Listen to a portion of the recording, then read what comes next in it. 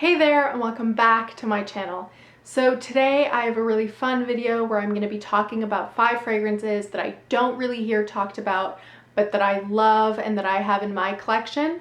And one of the things that I hear a lot from you guys, whether it's in the comments or over email, is how much you like the diversity of my collection, how eclectic it is, how I'll mention things that you haven't heard about, or that I have things of really or fragrances from every price range.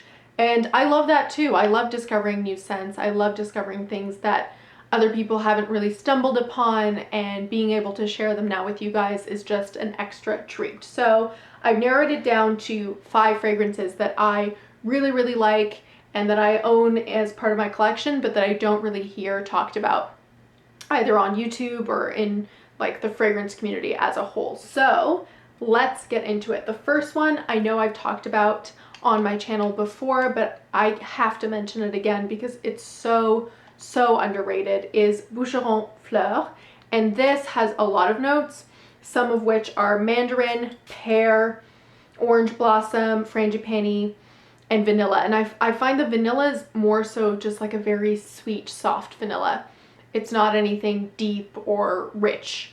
But in general, this is just such a beautiful spring fragrance. I find it, I mean, you can wear it whenever you want to wear it, but it's such a beautiful, slightly citrusy, because of that mandarin. The pear is so lovely in this, and then orange blossom and frangipani. It's floral. It's a very watery floral without being aquatic, which I love, because aquatic notes don't always work the best on my skin. And yeah, I find that it's a watery floral. It's slightly a fruity floral, but it's a fruity floral done for, I don't know, like done more sophisticatedly, in my opinion. It's not so youthful where you feel like it's just a body splash. It's a really well done fruity floral, and I just love this, you guys. I only really picked this up even myself because, and I'm sure if those of you who've watched my channel, you know, the regular Boucheron Eau de Toilette is a fragrance my mom used to wear when I was really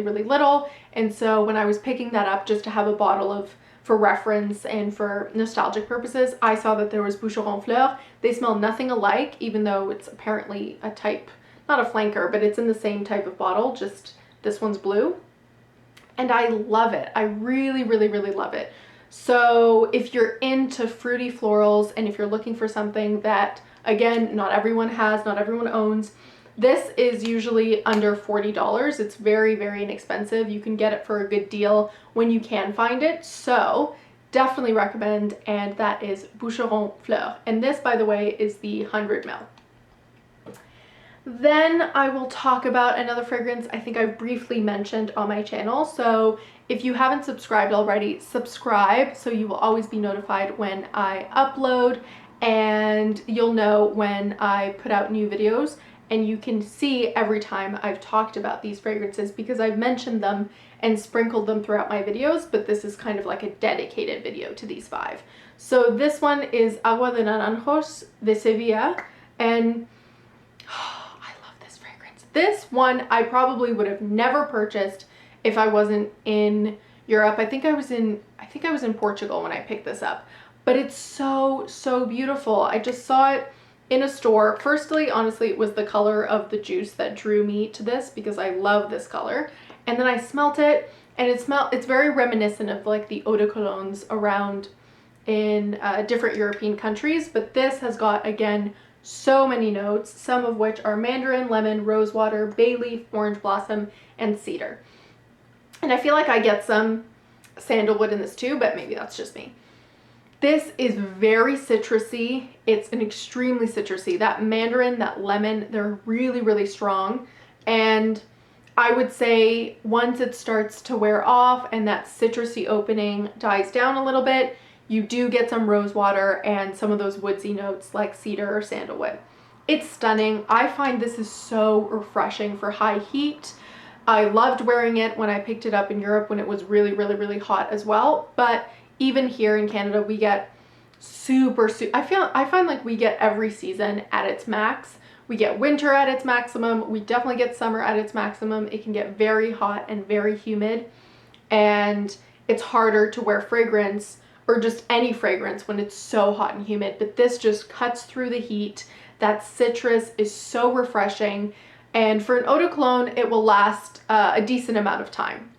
It's not going to last anywhere, like it's not going to be like 10 hours by any means, but for an eau de cologne, especially one that is so prominently featuring citrus, I find it lasts an especially long time, especially if you get some in your hair or in your clothing. If you're just kind of, I'll like douse myself in it, it will last a very long time, and it's super inexpensive. So for all of these, if I do find links to somewhere they're being sold, then I'll try to link them, but if not, just keep an eye out. I just really wanted to bring them to the light and kind of bring them open to you guys and tell you guys about them, so that if you do happen to run across them either during your travels or somewhere online, that you will pick them up, because I love them. So that's Agua de Naranjos de Sevilla.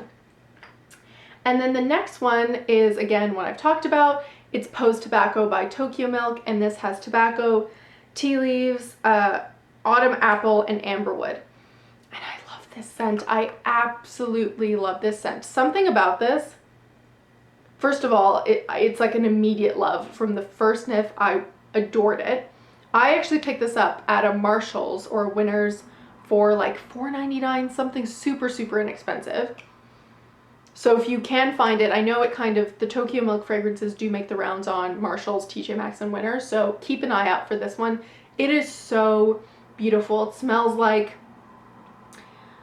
apple is usually never a note I enjoy, and then yeah, in this, the autumn apple is stunning. It just adds a level of sweet crispness. The tea leaves are like sweet tea leaves that have already been steeped a little bit, but I do also really get like dry tea leaves, which is stunning. And yeah, it's got some amber and a really nice sweet tobacco. It's not a bitter tobacco or an especially rich tobacco. I find it's like sweet pipe tobacco in this. I love this. I love it so much. I feel like it reminds me of older relatives that used to smoke pipes, and the sweet, sweet tobacco smoke that would come from that. The tea leaves of really nice, high quality tea leaves. And then it's a bit creamy, probably because of that amber. And the apple just adds a level of sweetness, and it's super crisp as well. And yeah, I feel like this is probably also discontinued and hard to find, but if you do happen to come across it, Post Tobacco, total recommend. Then a fragrance that I actually did a first impressions on and I really liked, and I think I even talked about it in a second impressions already. This is Viola by Ajmal, and this has also a lot of notes, some of which are bergamot, blackcurrant, spicy notes, jasmine, cedar, rose, and vanilla. And it's definitely a floral fragrance with maybe a touch of spiciness. It's not too spicy. It's a little sweet, maybe because of that vanilla, but it's not too sweet. I would say it's mainly a floral with some citrus and sweetness in there. This lasts so long, even just on the skin, but especially if you get it on the hair or clothing, this will last such a long time. It's a fragrance that I honestly just saw while I was browsing online, buying other fragrances that I knew I wanted. And something about this just spoke to me, and I picked it up completely blind. Again, I don't really hear anyone talking about this, but if they do, then I can't imagine not liking this. However, it is definitely a floral, so you have to be into florals. You definitely get jasmine, you get rose, but I find that they're all really blended well together, where you're not just, it's not an extremely jasmine or extremely rose fragrance. I think there might even be a lily of the valley in this, but yeah, it's slightly citrusy, slightly woody, slightly sweet, but mainly a really, really beautiful floral fragrance, and I love Viola by Ajmal. And then finally, the last one is Naughty Alice by Vivienne Westwood, and this, I've gone through one, I have this one, and I have a backup. It's been discontinued, and it's now, having searched online recently, incredibly hard to find. So if you do happen to find this anywhere, I found all of mine at just drugstores in person for like $19.99. So sometimes they will show up, and I love this, you guys. This has rose and violet and ylang ylang and musk. It's an extremely powdery fragrance, floral and powdery, so you definitely have to like true powdery scents to get into this. But Vivienne Westwood in general, I find every time I even hear about one of her fragrances, and they're all discontinued except for one, I just want to pick them up, and they're so hard to find. So if any of you out there have Vivienne Westwood fragrances that you do not like, feel free to send them my way, because I have been on the hunt and I can't seem to really find them other than Naughty Alice. But this is stunning, and if you're into powdery fragrances and you happen to come across this, I think it's so beautiful and I love it. So I'm definitely happy that I have this and also a backup. And that is my last pick for fragrances that you don't really hear talked about but that I love. I hope that helps, and I hope the next time you're shopping, whether it's in person or online, and you come across any of these goodies, you might pick them up. And if so, definitely let me know in the comments which one of these you're probably most interested in trying. I love to hear from you guys, and as always, don't forget to like this video and subscribe for more videos, and I'll see you next time. Bye!